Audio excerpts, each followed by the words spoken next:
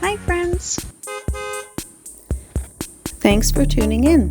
If you like this video, please give it a like, comment below, and take a moment to subscribe to our channel. Welcome to Oscoda, Michigan, a small town on the shores of Lake Huron where natural beauty meets small town charm. This area has long been loved for its beaches, fishing, and access to the Oscoda River. The town's history goes back to the mid-1800s, when lumbering was the main industry that drew people here. Oscoda is famously connected to the river drives that floated huge pine logs downstream to the mills. The name Oscoda was created in the 1870s by combining two Native American words, Ossen, meaning stone, and Muscoda, meaning prairie. Over the years, the town grew with tourism as people discovered the peaceful lakeside setting. Today, the area is known for its outdoor adventures, from canoeing on the Oscoda to hiking in the Huron National Forest. Whether you come for the water, the history, or just the quiet beauty, Oscoda is a place worth discovering. Thank you for joining us on this tour of Oscoda, Michigan.